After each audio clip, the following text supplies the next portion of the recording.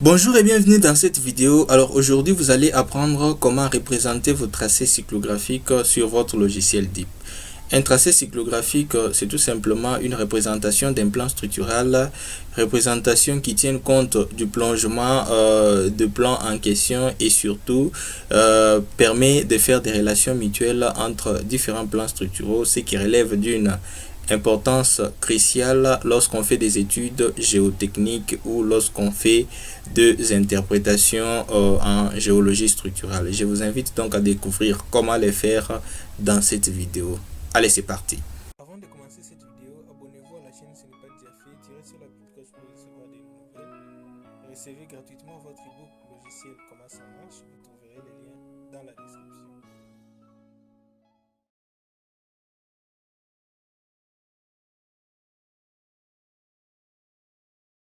Découvrons à présent comment représenter une tracée cyclographique d'un plan structural. Alors, le tracé cyclographique, c'est une représentation d'un plan structural qui tient compte de plongement d'un plan quelconque et nous permet également de faire d'établir des relations mutuelles entre différents plans. Alors pour représenter une tracée cyclographique d'un plan, il va falloir créer un nouveau projet et pour cela vous allez sur le menu File, vous sélectionnez soit New ou soit carrément vous venez sur la barre d'outils et vous cliquez sur l'outil New.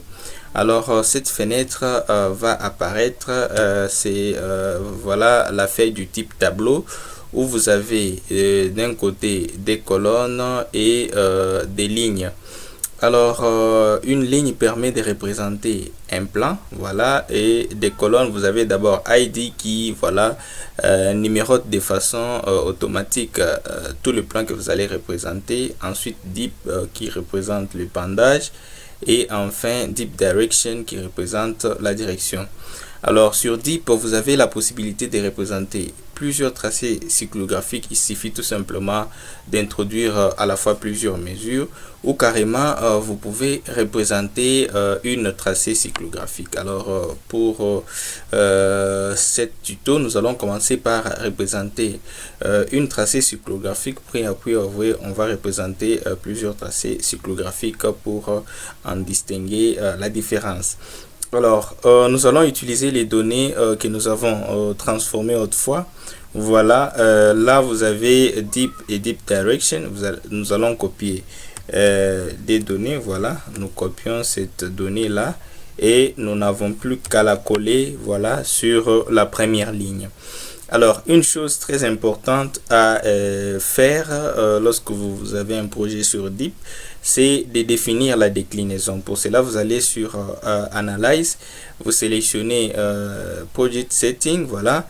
Sur cette fenêtre, vous allez donner la déclinaison de la Terre, parce que si vous ne le faites pas, sachez que voilà la représentation de vos mesures sera tout simplement biaisée parce que l'axe de la Terre n'est pas exactement perpendiculaire, elle est inclinée un tout petit peu et il faut voilà mettre cette inclinaison là pour que le mesure que vous allez représenter soit correcte et bien sûr qui s'adapte à la réalité. Voilà, là nous allons taper moins 2, voilà, qui correspond à la déclinaison de la Terre et cliquer sur OK.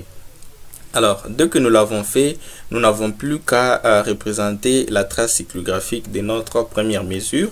Alors, pour représenter toute trace cyclographique, il faut d'abord commencer par représenter les pôles. Les pôles, c'est les points centraux de la direction à partir de laquelle, n'est-ce pas, on va représenter un plan sur notre rose des vents.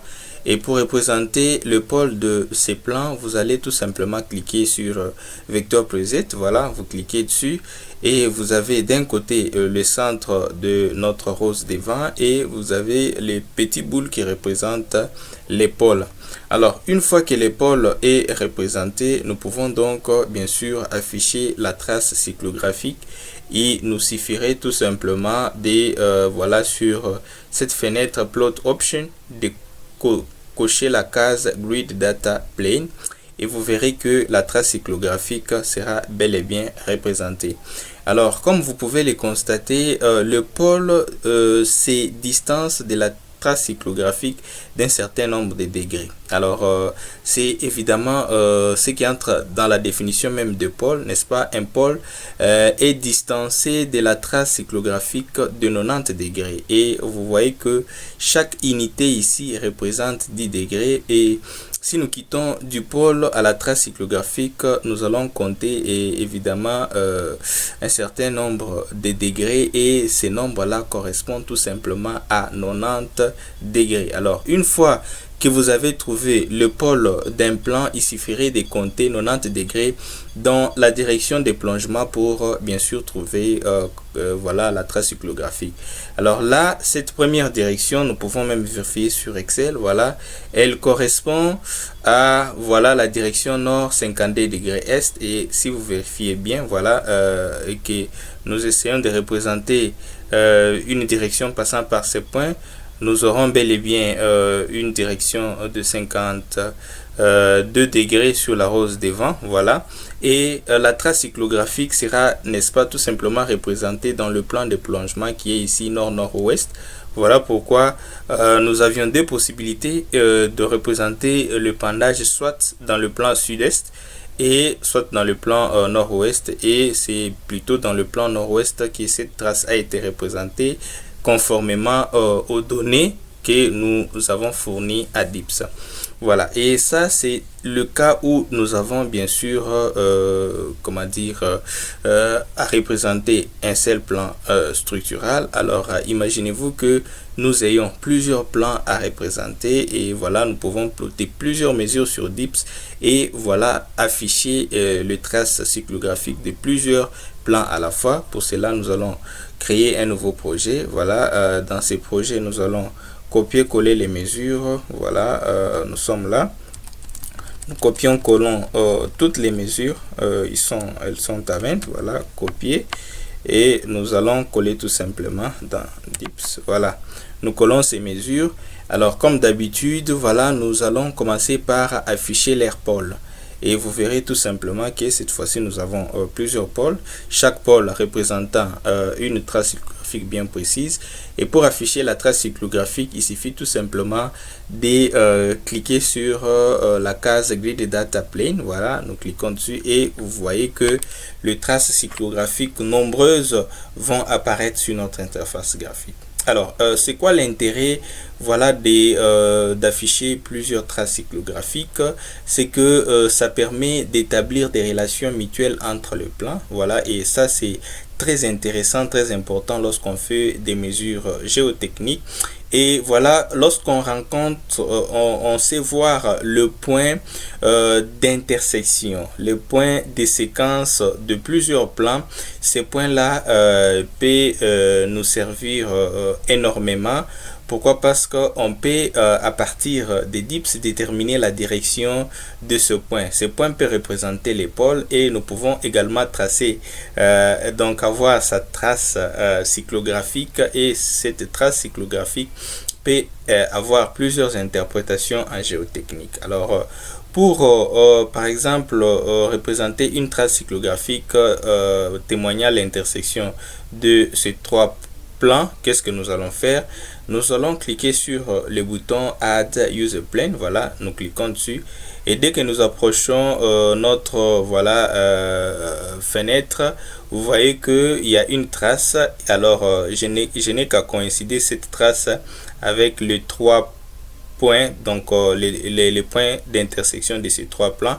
Dès que j'y arrive, je fais un clic dessus, voilà, et je clique sur OK. Voilà, je trouve une trace cyclographique qui représente l'intersection entre trois plans, et voilà, cette trace cyclographique a une direction. Voilà, il suffit de compter. Voilà, là on est à 90, 100, 110, 120. Voilà, ça représente 120.